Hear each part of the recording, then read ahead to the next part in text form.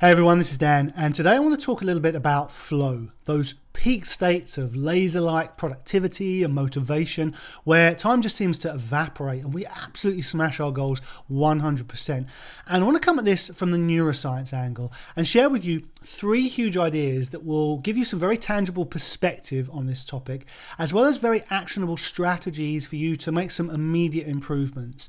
And at least one of these ideas is never discussed in the context of achieving flow-like states, but is, in my opinion, the very best way to readily, repeatedly, and sustainably achieve flow, not just in the moment, but over the long term.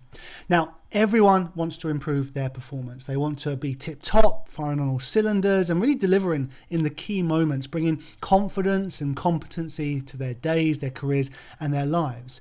Now, if you're feeling some resistance to those ideas, we're not talking about excelling at all costs and any cost, that we have to win and beat all others to the top and making unacceptable sacrifices to make that happen. We're talking about bringing a calm and focused excellence to the work that's most important to us. Building businesses, accelerating career, leading teams, collaborating on major projects, maximizing contribution, deepening impact, earning a good livelihood, taking control of our destiny, creating time and financial freedom for ourselves and those closest to us. And we all know and have experienced those moments when we bring calm and focused excellence. But the problem is, we don't know how to readily, repeatedly, and sustainably create those states because the world is wired to distract and distress us. Email, news, social media, information overload, and always-on culture. And our brain is wired to pay attention to those things, even at the cost of the primary goal in front of us. Because the brain's first superpower is it's a threat detection system, there to keep us safe, to prioritize survival, and so it gets veto control on our priorities and redirects our attention. Now, the brain fulfills this primary function by continually monitoring our environment, placing us on a scale from reward through to threat, and between what neuroscientists call towards and away states. And those phrases might be new to you, but I know you've experienced them. When you've been in a toward state, you know that feeling because you're positive, focused, resilient, you're collaborative and involved, you love to get creative, you're open to learning, you're innovative, and you're very goal-focused. And conversely, you've been in that away state when you felt anxious, distracted, unclear. There are threats and hostility everywhere, but maybe not even in reality, just in our minds. We lack some emotional control, our vision narrows, poor memory, poorer performance. And so if we want to maximize flow states, we want to create that shift into the toward state for ourselves and for those that we're working, collaborating, and doing business with. And we want to stay keenly aware of these differing states because let me tell you, because the brain's primary function is survival, the brain is biased to the threat-based away state, meaning it's easier to go into it, we feel its effects far more intensely, it lasts a lot longer, and it's harder to pull ourselves out of it. And in that away state, the brain downgrades its own function. I mean, it literally decides, you know what, thinking isn't important right now. And so we have literally less resources to call upon just when we need them most. So how do we optimize for the towards state? Well, we do that by looking after the brain's hot buttons, social emotional domains that have exponential influence on where our brain places us on that reward threat scale. Ideas like inclusion, certainty, autonomy, meaning, significance, fairness. And just take a moment to really take those in and notice the truth of them. You know, I'm sure we've all had moments where we felt excluded from the group and it's had a profound effect on our thoughts, feelings, behavior, and performance.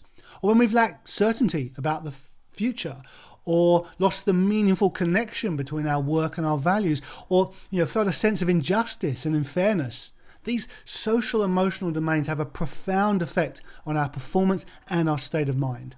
So the first way for us to readily, reliably, and sustainably create flow states is to establish the daily habits, rituals, and routines that optimize for those social emotional domains. How does your daily routine promote certainty over what's to come? What habits and rituals are you committed to that keep you focused on your locus of control, to give you that sense of autonomy?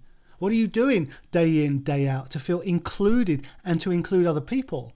How often do you spend journaling on your core values in life and relating those back to your current goals and your key projects? So I invite you to take a little challenge away with you today, to think about how you could re-architect your day, your priorities, and your habits in ways that are brain-friendly and promote that high performance towards state. Okay, so big idea number one, optimize for the brain's hot buttons. The second big idea that I want to share with you today that helps us to achieve flow-like states is to achieve the brain's dopamine performance sweet spot with just the right level of challenge and stretch. Back in 1908, two psychologists, Robert Yerkes and John Dodson, they gave us a seminal piece of research, their inverted U of performance, which showed that there is an optimal level of stimulation and arousal for the brain to be able to really focus and perform. Now, too much arousal and the brain is quickly overloaded and we become anxious, stressed, overwhelmed. Too little and the brain is unchallenged, unfocused and easily distracted, and we lose interest and motivation. So at one end of the scale, we're stressed, overwhelmed, overloaded, and at the other, we're underwhelmed, lacking in engagement and bored. So we're looking for that sweet spot at the peak of the inverted U of performance, when the level of stimulation and arousal is just right so the brain releases the chemical neurotransmitter dopamine. The neurotransmitter, often described as the feel-good chemical, but it's more about motivation than pleasure. And it's a big part of our unique human ability to think and to plan, positively impacting our cognition, working memory, mood, and learning.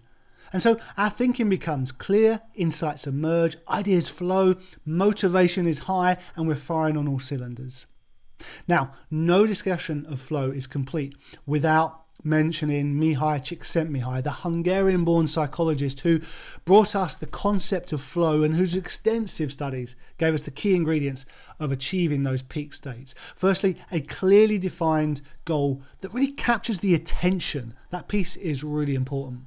Secondly, there needs to be just the right balance of requisite skill to the demands of the challenge. If the task is too easy or far too difficult, it's unlikely to induce a flow state.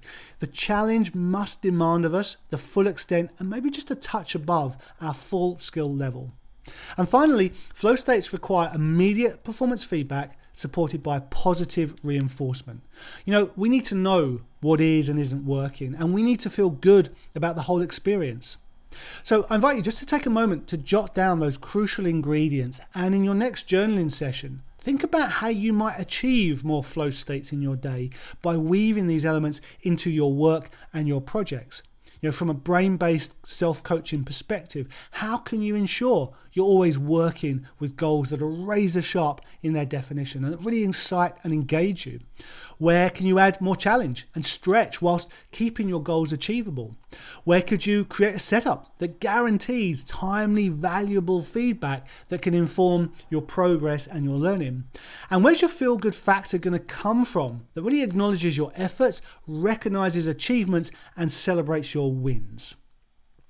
Okay, so optimize for the brain's hot buttons, achieve the dopamine sweet spot. And the third brain-based idea I want to share with you to help us readily, repeatedly, and sustainably achieve flow-like states. And it's an idea that no one else is talking enough about when it comes to achieving flow, is to do work that matters, work that is meaningful to us, work that we've attached deep meaning to. And it's our responsibility and within our power to define for ourselves meaningful projects and work, and to raise our levels of consciousness to connect and align with our work in ways that are really meaningful to us. And this is important because we only really get behind something when it's meaningful. And think of things like your values, beliefs, causes, contribution, legacy. These are the things that are going to get me behind the work that I'm doing. And for me, doing meaningful work is the very best way to readily, repeatedly, and sustainably achieve peak flow states. Now, contrast that with times when we're working on something that feels meaningless to us. It feels wasteful. It has an undercurrent of insignificance, and often there's a sense of unfairness about it all, and it leaves us feeling ineffective, demotivated, and uninspired. All desperately unhelpful states for the human brain. So, do work that matters. Now, some may be thinking, well, that's easier said than done. That that isn't a possibility for them, for me. And if those are your thoughts, then no doubt you're shunning my earlier suggestion that it's our responsibility and within our power to find meaning in our work. So in answer to the question, how do we get meaningful? Here are 5 brain-optimized ideas for creating meaning. And the first is to focus on achieving an outcome. We love to create, produce, and be complete. Make those your daily objectives, whatever you do for a living. Focus on difference making. There's no quicker way to connect our work to our purpose. Focus on contribution to others. This is a service to someone else somewhere. So get the spotlight off of you and onto those who you serve. Align with your values. What values, both personal and global, does this project of yours represent? And finally, promote significance. How does this work help you have a place in the world? So 5 strategies that you can implement right now to uncover deeper meaning in any project you care to apply it to help you to achieve productive, motivating, and fulfilling flow states long term. Now, I hope today's big ideas have given you some fresh perspective and actionable strategies on how to spend more of your day in peak performance states. And I hope we've deepened your appreciation of the human brain and how it prefers to work so that you can really optimize your internal and external setup so that you can bring that calm and focused excellence to your day.